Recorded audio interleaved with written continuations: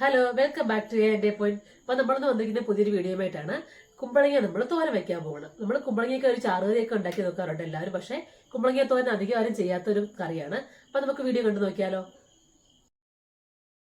അപ്പൊ നമ്മുടെ കുമ്പളങ്ങ തോരൻ ഉണ്ടാക്കാൻ പോവാണ്. മുകളിൽ നിന്ന് തനിയെ താഴെ വീണ കുമ്പളങ്ങയാണ്. ഒന്ന് പൊട്ടിച്ചെറിയ പോയിട്ടുണ്ട്. നല്ല ഹൈറ്റിലായിരുന്നു കുമ്പളങ്ങ കടന്നത്. അപ്പൊ ഇത് നമുക്കൊന്ന് കഴുകി വൃത്തിയാക്കി ഈ കുരുവൊക്കെ ഒന്ന് കളഞ്ഞ് നന്നായിട്ട് ക്ലീൻ ചെയ്ത് എടുക്കാം. അപ്പോൾ നമ്മൾ കുമ്പളങ്ങിയൊക്കെ നന്നായിട്ട് തൊലിയെല്ലാം കളഞ്ഞ് കഴുകി വൃത്തിയാക്കി എടുത്തു വെച്ചിട്ടുണ്ട്. ഇതിപ്പോൾ കണ്ട ഓമയ്ക്കൊക്കെ പോലെ തോന്നുള്ളൂ കേട്ടോ. അപ്പോൾ നമുക്ക് ഈ കുമ്പളങ്ങ നന്നായിട്ട് ചെറുതായിട്ടൊന്ന് കൊത്തിയെടുക്കാം. ഞാൻ കാണിക്കാം എങ്ങനെ കൊത്തിയെടുക്കുന്നത്. നമ്മൾ സാധാരണ തോരൻ കൊത്തില്ലേ, ഓമയ്ക്കൊക്കെ കൊത്തില്ലേ, അതുപോലെ തന്നെ ഇതാ ഇങ്ങനെ നമ്മൾ കൊത്തിയിട്ട് നന്നായിട്ടിത് ചെറുതായിട്ടൊന്ന് ഇങ്ങനെ അരിഞ്ഞരിഞ്ഞതാ ഇങ്ങനെ കണ്ടോ. ഇത്രയും വലിപ്പത്തിൽ ഇങ്ങനെ നമ്മളൊന്ന് അരിഞ്ഞെടുക്കുക. കണ്ടോ, ഈ രീതി നമുക്കിതൊന്ന് മുഴുവനും അരിഞ്ഞെടുക്കാം. തോരൻ വെക്കുമ്പോഴാണ് ഇത് നമുക്ക് വെള്ളം ഒന്നും ഒട്ടും ചേർക്കാണ്ട് നമുക്കിത് തോരൻ വെച്ചെടുക്കാൻ പറ്റും. അപ്പോൾ നമുക്കിത് ഫുള്ള് അരിഞ്ഞെടുക്കാം.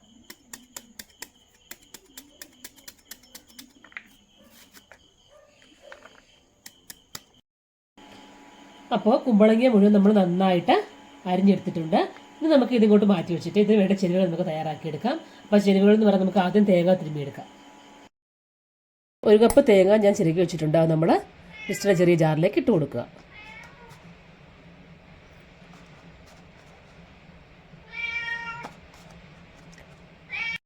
ഒരു മുറി സവാള എടുത്ത് വെച്ചിട്ടുണ്ട്. അത് ചെറുതായിട്ടൊന്ന് കട്ട് ചെയ്ത് വെച്ച് നമ്മൾ ഇതിലേക്ക് അരിഞ്ഞു കൊടുക്കുക. മിക്സർ ജാറിലേക്ക് അരിഞ്ഞിട്ട് കൊടുക്കുക. ചെറിയ ഉള്ളി തന്നെയാണെങ്കിലും മതി. അപ്പം ചെറിയ ഉള്ളിയാണ് നമ്മൾ ഏറെ എടുക്കണം. അപ്പോൾ അതുകൊണ്ടാണ് ഞാൻ 1 മുറി സവാള കട്ട് ചെയ്ത് ഇട്ട് കൊടുക്കുന്നത്. 2 ചെറിയ ഉള്ളി എടുത്ത് വെച്ചിട്ടുണ്ട്. അതും കൂടി നമ്മൾ കട്ട് ചെയ്ത് ഇട്ട് കൊടുക്കുക. 3 വെളുത്തുള്ളി എടുത്ത് വെച്ചിട്ടുണ്ട്. അത് നമ്മൾ ജാറിലേക്ക് ഇട്ട് കൊടുക്കുക. ഇനി 1 കഷ്ണം ഇഞ്ചി എടുത്ത് വെച്ചിട്ടുണ്ട്. അത് നമ്മൾ കൊത്തി ഇതിലേക്ക് ഇട്ട് കൊടുക്കുക.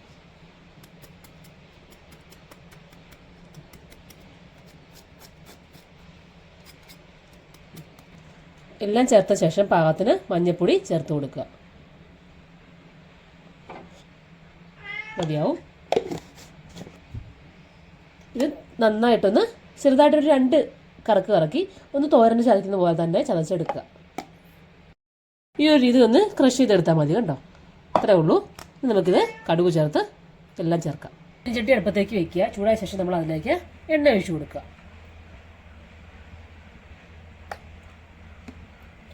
ചൂടായ എണ്ണയിലേക്ക് കടുക് ഇട്ട് കൊടുക്കുക. കടുക് പൊട്ടാൻ തുടങ്ങുമ്പോൾ നമ്മൾ കറിവേപ്പില ചേർത്ത് കൊടുക്കുക. 1 പച്ചമുളക് ചേർത്ത് കൊടുക്കുക. നമ്മൾ അരിഞ്ഞു വെച്ച് നമ്മുടെ കുമ്പളങ്ങ എണ്ണയിലേക്ക് ചേർത്ത് കൊടുക്കുക.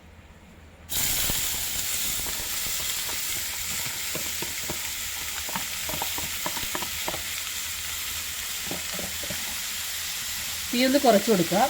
പക്ഷെ നമ്മൾ ചതച്ച് വെച്ച നമ്മുടെ തേങ്ങയുടെ അരപ്പ് ഈ കുമ്പളങ്ങയിലേക്ക് മിക്സ് ചെയ്തിട്ട് കൊടുക്കുക. ഒരു ശകലം പോലും വെള്ളം നമ്മൾ ചേർക്കുന്നില്ല. അതാണ് ഈ തോരൻ്റെ പ്രത്യേകത. കുമ്പളങ്ങ ആയതുകൊണ്ട് തന്നെ അത്യാവശ്യം വെള്ളമൊക്കെ അതായത് ഉണ്ടാവും. അപ്പോൾ അതുകൊണ്ട് ഒട്ടും വെള്ളം നമ്മൾ ചേർക്കേണ്ടി വരുന്നില്ല.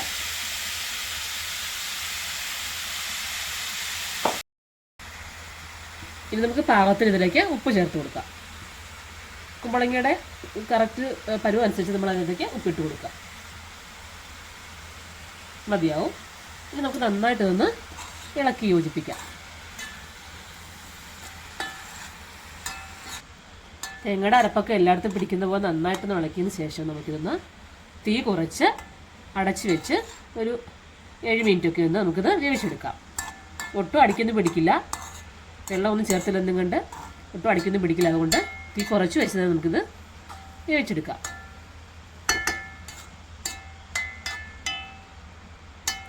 ഇന്ന് പൊത്തി കൊടുക്കുക തവി കൊണ്ട്.